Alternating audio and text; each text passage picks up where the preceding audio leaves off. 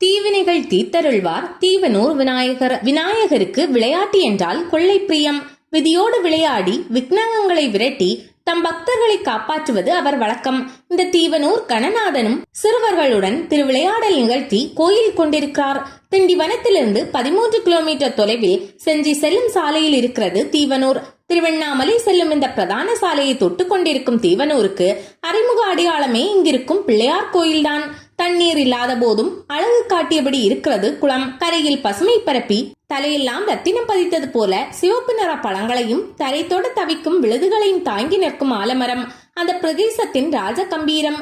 நாளைக்கு பூத்து விடுவேன் என சினுங்கி நிற்கும் மரமல்லி மரங்கள், சுற்றி வயல்வெளி. இதற்கு நடுவே கோயில் கொண்டிருக்கிறார் விநாயகர். அட, அம்சமான இடத்தில் அமர்க்களமாக அமர்ந்து கொண்டாரே என்ற வியப்பின் உந்துதலோடு ஆலயத்தின் அருகே செல்கிறோம். கோயிலின் வெளியே நவக்கிரகங்களின் அமைப்பில் ஒரு பலிபீடம். இதில் ஒன்றின் மீது 2 விரல்களை வைத்து மனதில் நினைத்த காரியம் நிறைவேறுமா என வேண்டி கேட்க நடக்குமென்றால் விரல்கள் 2 நகர்ந்து ஒன்று சேருமாம். பல காரியங்களுக்கு இங்கு வந்து இப்படி ஒரு உத்தரவு பெற்று செல்கிறார்கள் பக்தர்கள்.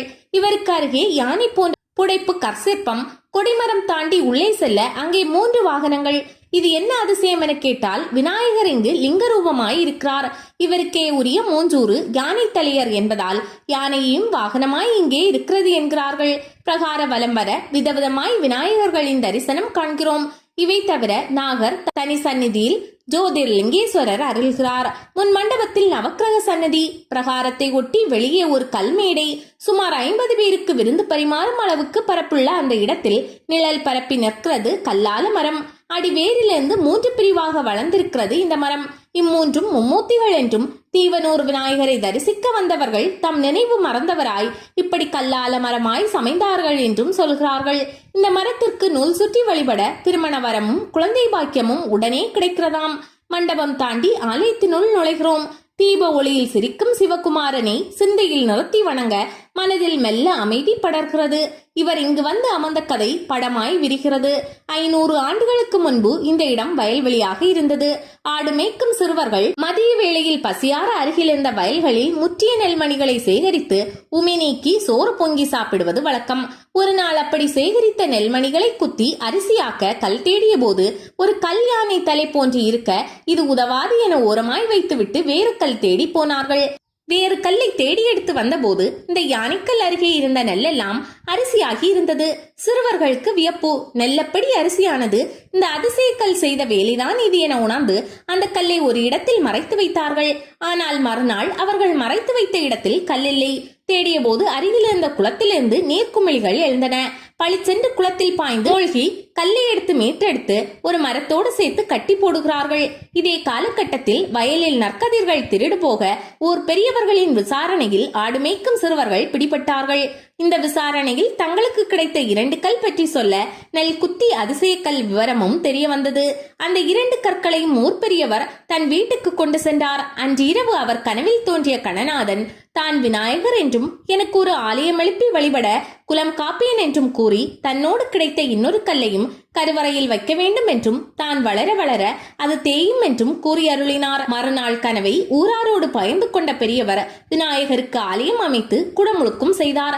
அன்று முதல் இவர் நெல் குத்தி விநாயகர் என அழைக்கப்பட்டார். இவரை பொய்யாமொழி பிள்ளையார் என்றும் போற்றுகிறார்கள். அது ஏன்? திண்டிவனத்திலிருந்து திருவண்ணாமலைக்கு வியாபாரத்திற்கு மிளகு ஏற்றி சென்ற வியாபாரி மரத்தடியில் வண்டியை நிறுத்திவிட்டு கோயிலில் படுத்து ஓய்வெடுத்தான்.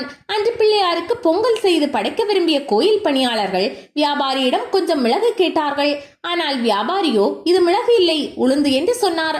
காலையில் எழுந்து மூட்டையை திறந்து பார்த்த வியாபாரி அதிர்ந்து போனார். அத்தனை மூட்டையும் உளுந்தாகிவிட்டது. பதறியவர் விநாயகரிடம் விழுந்து மன்னிப்பு கேட்க உளுந்து மூட்டைகள் மீண்டும் மிளகாகின. அன்று முதல் இவருக்கு பொய்யாமொழி பிள்ளையார் என்று பெயர் உண்டானது. இன்றும் கொடுக்கல் வாங்கலில் பிரச்சனை என்றாலும் திருடு தொடர்பான வழக்கு என்றாலும் இவர் சந்ததிக்கு அவ்வாறு வரும் பஞ்சாயத்துக்கு நல்ல தீர்வு கிடைக்கிறது. லிங்க ரூபமாய் அருளும் விநாயகருக்கு பாலாபிஷேகம் செய்யும் போது நாம் துதிக்கையில் அவர் நமக்கு தும்பிக்கையோடு தரிசனம் தருவது அற்புத காட்சி. கற்பூர ஆரத்தியால் மின்னும் இவரது திருமேனி தரிசனம் நம் வாழ்வை பொலிவாக்கும்.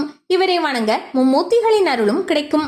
புது வாகனம் வாங்கியவர்கள் இவரது கோயிலுக்கு வந்து இவரது பாதத்தில் சாவியை வைத்து ஆசை பெற்று செல்கிறார்கள். அவரது அருளோடு தொடங்கும் எந்த காரியமும் தொழிலும் வெற்றி பெறுவது திண்ணம்.